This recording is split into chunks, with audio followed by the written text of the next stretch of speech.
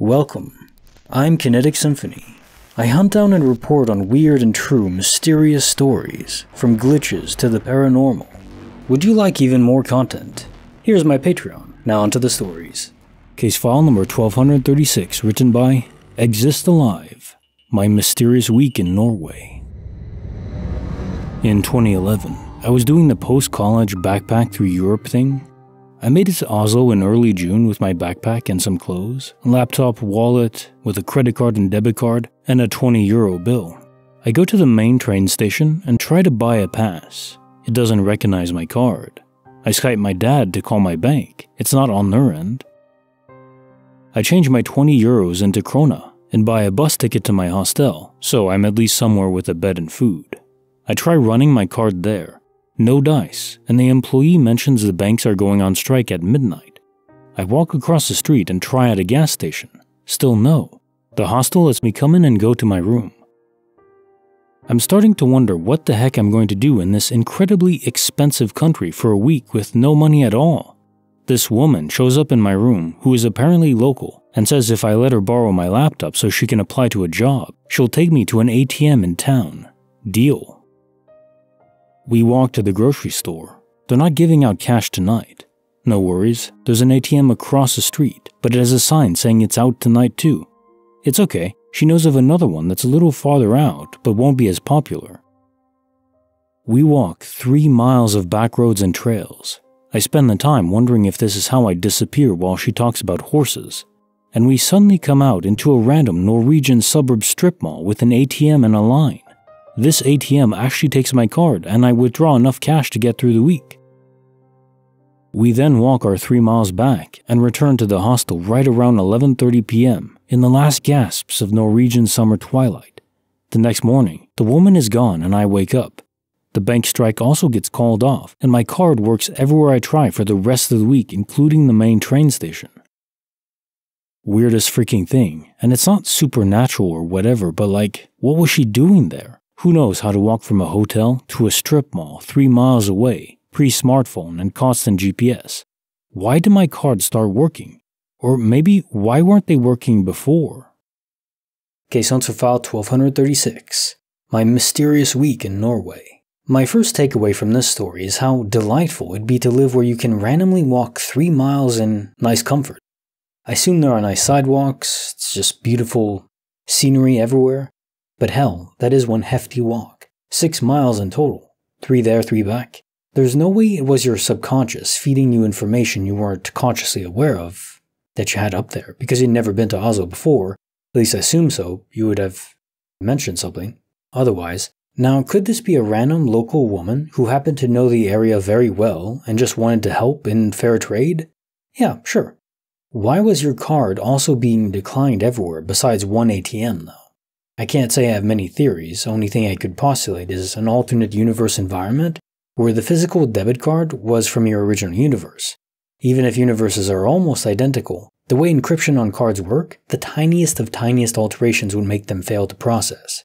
This, however, may not be correct, as the woman did walk back with you from the ATM that did work. So if you were back in your original universe at that point, why was she still there? A true mystery. Or a rare act of benevolence. Case file number 1237, written by kylesbadatprivacy, The Secret Bullet.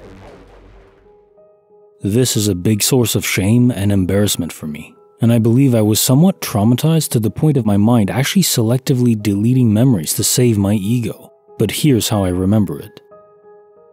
I had just got back from the shooting range with my 9mm weapon and decided to give it a good deep clean. Took the weapon apart, scrubbed all the mechanisms, got it done. Nice and clean. Put it back together. There was no magazine in it. I pulled the trigger and the weapon fired. The bullet flew through my house, damaged some walls and broke a window. I was in shock. I know there's no excuse. You should never pull the trigger unless you're ready to shoot. I don't know why I did it. I was just so sure it was empty that I thought it would be okay. And I find the empty click sound satisfying, so I did something stupid. Here's the weird part. The way the slide moves over the rack, it's not possible to reassemble with a bullet in the chamber. The bullet would have been in the way of the slide as it slid backwards, and it wouldn't have fit together unless I removed the round first and then put the round back in later. I have no memory of putting that round in, and this is my memory. 1. Pull the slide back into position. 2. Pull the trigger. There was no time for me to have put the round in, because there was no magazine. I would have had to carefully and deliberately place the round directly in the chamber. I actually went a little crazy when it happened because I couldn't understand how it was possible.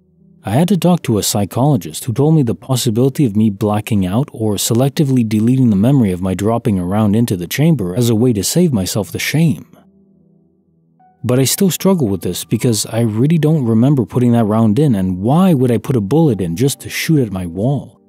I get that I did one dumb thing by pulling the trigger in the first place, but dropping a bullet in and then pulling the trigger right after is just too much for me to accept that I actually did it. It's been 3 years and I still haven't touched my weapon since, other than to move the safe when I moved, which I did without opening the safe. 2 days later, I'm walking in the shopping center parking lot near my house. I'm on my way back home from grabbing cigarettes and a drink from the convenience store when I randomly glance down and notice something metal and shiny. I pick it up and immediately identify it as a fired 9mm bullet. Just a bullet, of course, not the casing. I look up and notice in the distance I can actually see between some houses and trees my still broken window from exactly where I'm standing where I found the bullet. The trajectory was right. This is the way the bullet flew. Somehow, some way, I found the fired bullet. Without even looking for it, I just glanced down and there it was. Now, it's totally possible I found someone else's fired 9mm round in exactly the place mine should have landed, but given the situation, there's no doubt in my mind that something unexplainable happened. This gave me a lot of relief because I was basically forced to believe it all happened for a reason. Clearly, the universe was sending me a message. Case notes file 1237, The Secret Bullet. Within any confined metal space, I believe superposition is more likely to occur. In theory at least. Wait long enough and virtually anything can spawn from the quantum foam at the base layer of reality. Exceedingly unlikely as it may be, yes. But here we are, with an account of a bullet appearing out of nowhere. I do believe you when you say that it wasn't in the weapon. How could you take it entirely apart and somehow it's still in there after you reassemble it and you never noticed it? And then finding it randomly while out shopping. Coincidences can happen. I don't think this was one of them though. If I had to place my money on something, it would be a guardian angel event, maybe your guardian angel, warning you of a potential accident if you kept playing with it, or maybe the future guardian angel of whoever you'd have injured. Why not? Why do guardian angels have to act only in the immediate moment? Maybe they can be proactive and engage with a potential threat before it even happens. And now time for the quote of the day. Who are you and how did you get in here? I'm a locksmith. And I'm a locksmith. Leslie Nielsen. You know, I've wondered this a few times. Locksmiths would be pretty good thieves, wouldn't they? I guess they're paid well, but how could you stop a locksmith? They know all the tricks to changing a lock or just opening it from wherever. Reminds me of the Italian Job where one of the characters is literally just paid to try to break into safes. That's a cool job, I have to admit. Like the video, subscribe, hit the bell. Kinetic Symphony signing off.